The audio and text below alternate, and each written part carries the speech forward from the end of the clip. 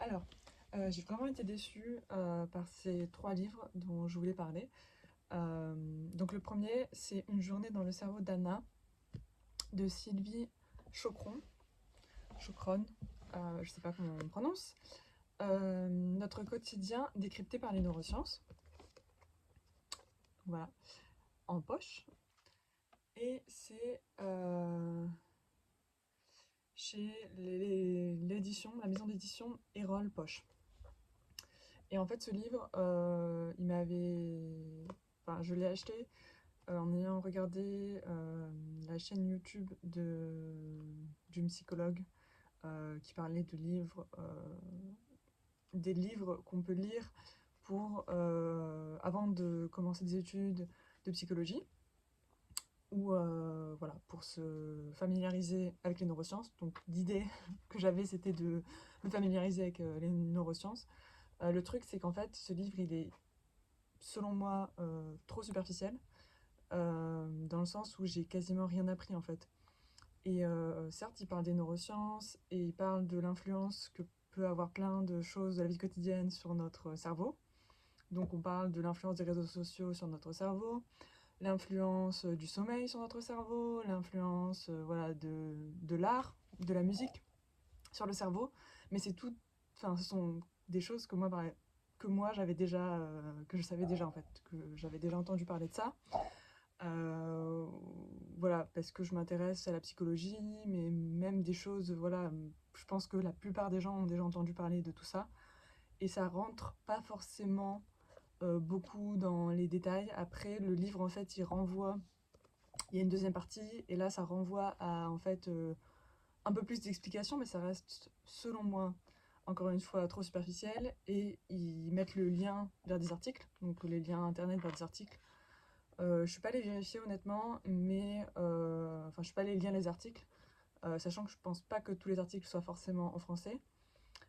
Mais bon, bref, du coup j'ai été hyper déçue parce que j'ai pas appris grand chose. Le seul truc que j'ai appris et que je ne savais pas, c'est en fait en ce qui concerne la dépression.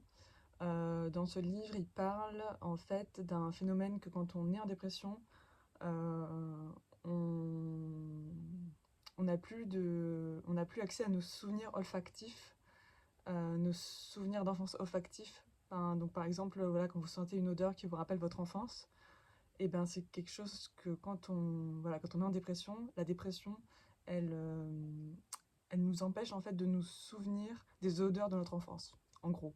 Voilà. Ça, je ne savais pas, et effectivement, je trouve, que c'était quelque chose d'intéressant.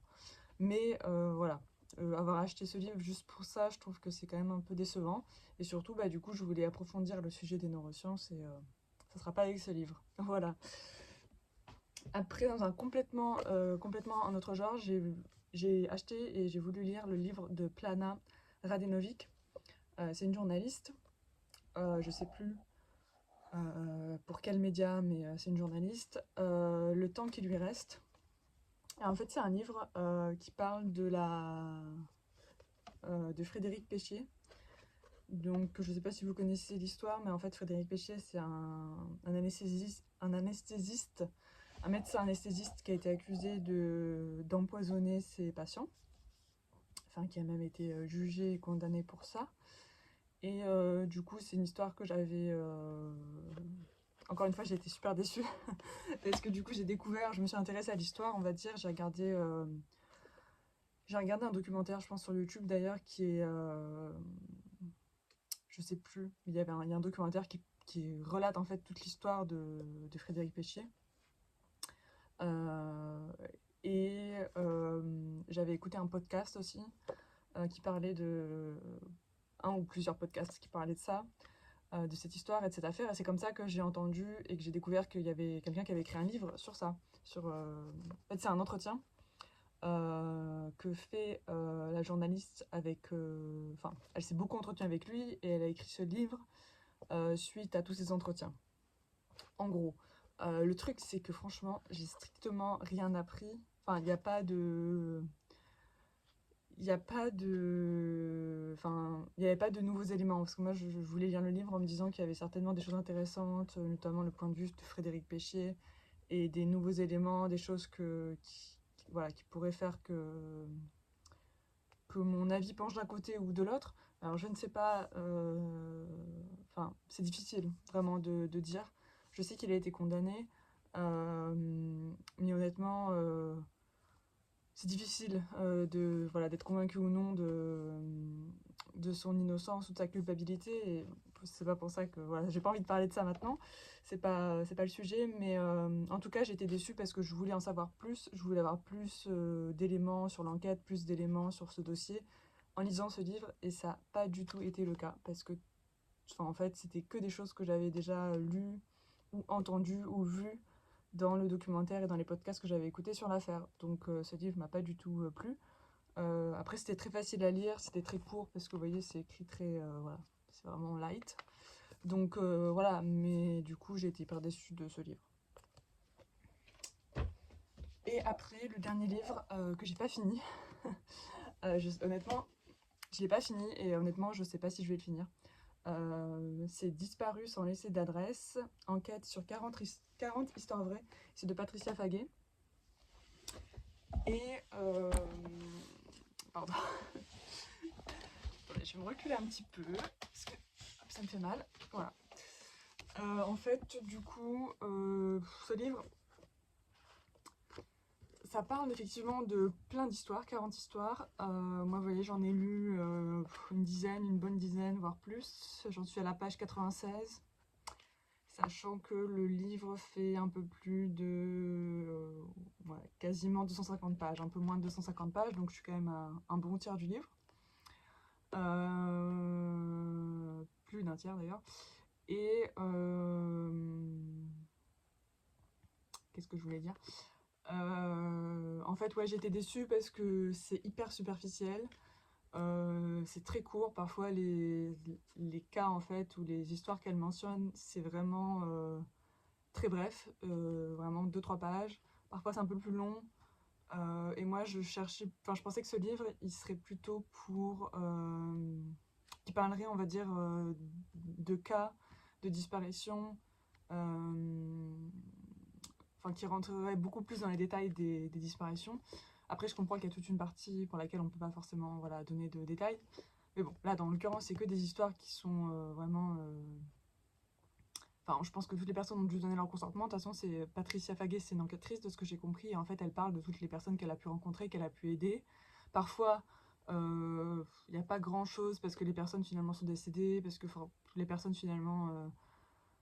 voilà, veulent plus savoir. Enfin bon, il n'y a pas forcément toujours des résolutions. Enfin voilà, il n'y a pas forcément toujours d'aboutissement. Et bon, ça, j'imagine que ça arrive dans la vraie vie et du coup c'est ok, mais c'est juste que du coup c'est un peu décevant, je trouve. Et surtout moi, ce qui m'intéressait dans les cas de disparition, c'était de comprendre comment elles étaient résolues. Et du coup, dans ce livre, bah, il y en a assez peu qui sont résolus. Et, et puis, c'est pas du tout, enfin, il n'y a pas du tout de détails en fait. Donc, au final, voilà, ça m'intéresse pas particulièrement. Enfin, je trouve que c'est un peu, ça m'aide pas beaucoup en fait. Moi, l'intérêt pour moi de lire ce livre, c'était plutôt de mieux comprendre les cas de disparition et d'avoir des hypothèses ou des nouvelles idées ou de comprendre ce qu'ont pu devenir ces personnes. Alors ça parle beaucoup, dans ce livre, on parle beaucoup de disparitions liées à des guerres ou à voilà, des faits historiques, sans rentrer dans les détails évidemment. Mais du coup, voilà, ça peut, on va dire, c'est pas vraiment très intéressant, je trouve, parce que c'est pas forcément ce qui m'intéresse le plus.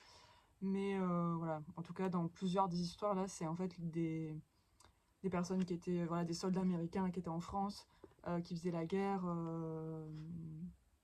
qui étaient en France, voilà, des soldats américains qui faisaient la guerre en France et qui après sont repartis en Amérique. Et du coup, voilà, c'est des personnes qui ont plus jamais revu leur père. Bon, c'est sûr, c'est des histoires tragiques et difficiles, mais ce que je veux dire, c'est que c'est pas forcément des histoires comme ça que je cherchais. Et du coup, voilà, je suis déçue de ce livre.